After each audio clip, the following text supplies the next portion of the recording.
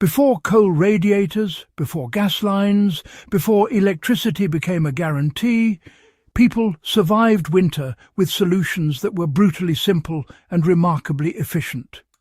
One of those solutions required no chimney, no complex metalwork, and no steady supply of fuel.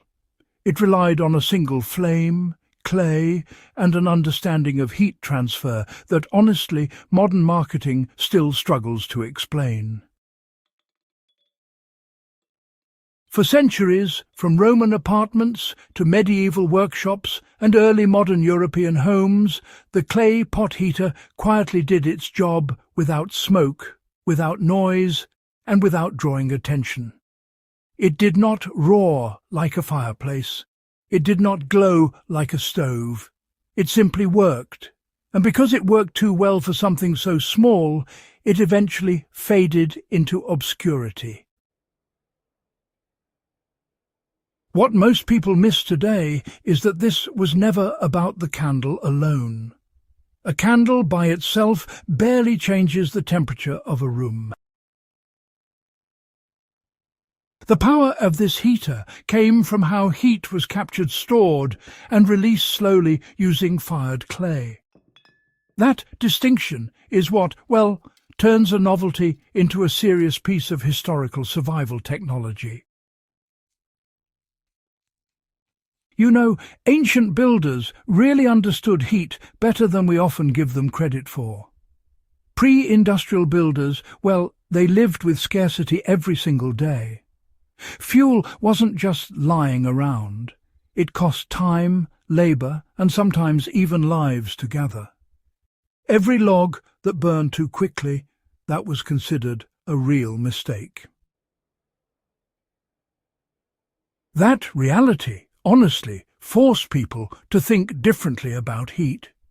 Instead of just trying to produce more fire, they focused on slowing heat loss and spreading warmth evenly throughout their spaces. Clay, especially terracotta, was abundant, cheap, and, already a central part of daily life.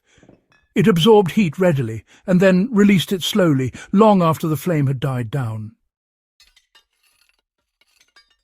Roman archaeological sites, for example, show terracotta heat systems in bathhouses and apartments. But, scaled-down versions of these systems existed in homes too, especially where open fires were just impractical. By the medieval period, similar principles appeared in monastic cells, workshops, and peasant dwellings, where, honestly, fuel conservation mattered more than just raw output. The clay pot heater, you see, emerged as a response to crowded living spaces, poor ventilation, and the need for quiet, constant warmth, rather than bursts of heat. The system is deceptively simple. A small candle is placed beneath an inverted clay pot, or sometimes a stacked arrangement of pots separated by metal spacers.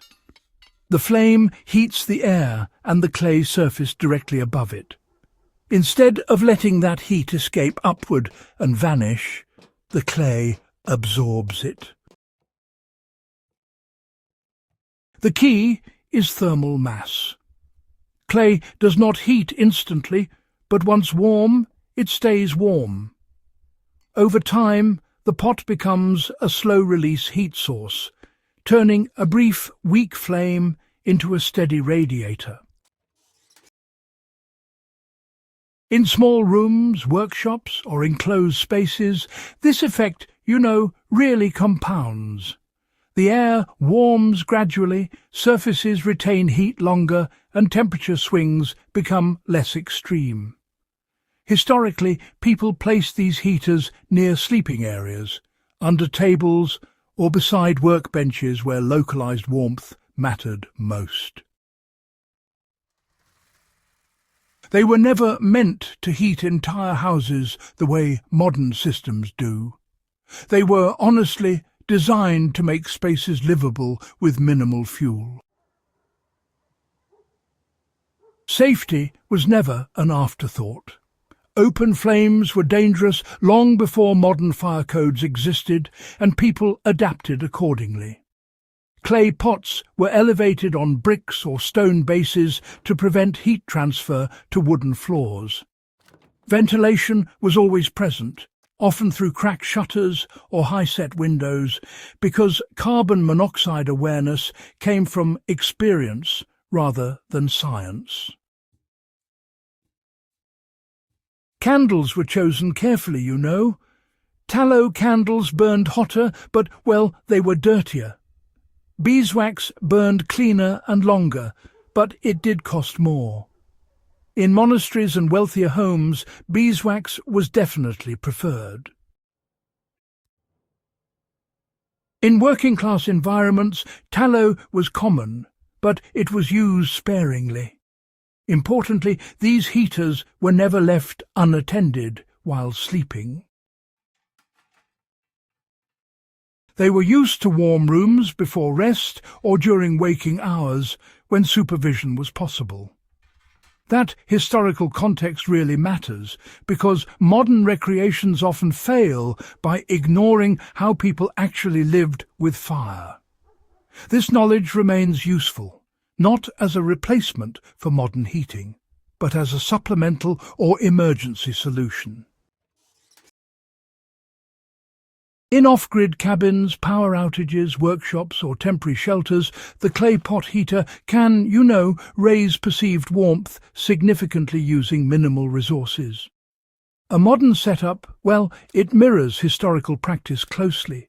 Use unglazed terracotta pots, never glazed or painted.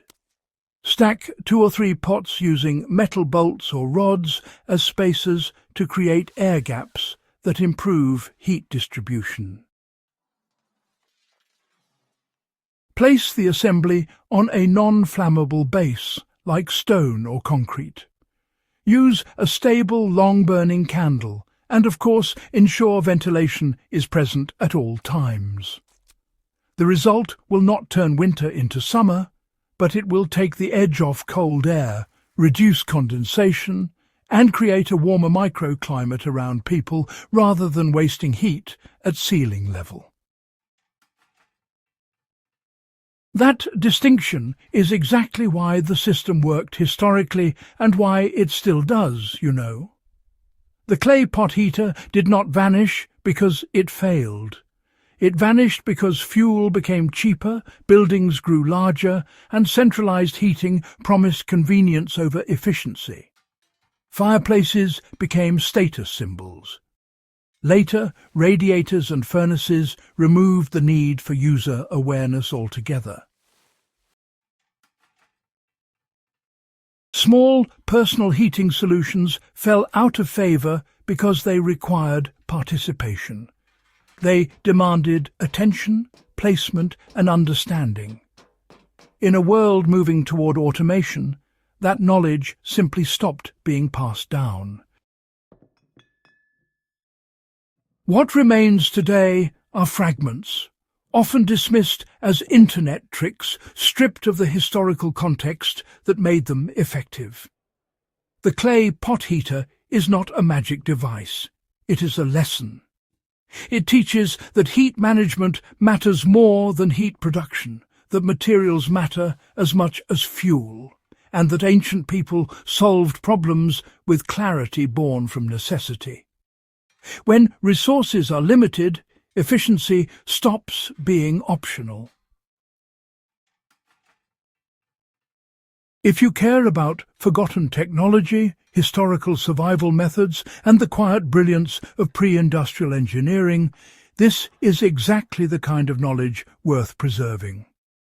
Subscribe to the channel for more deep dives into lost history that still works, share this video with fellow history buffs, and help keep these lessons alive before they disappear again.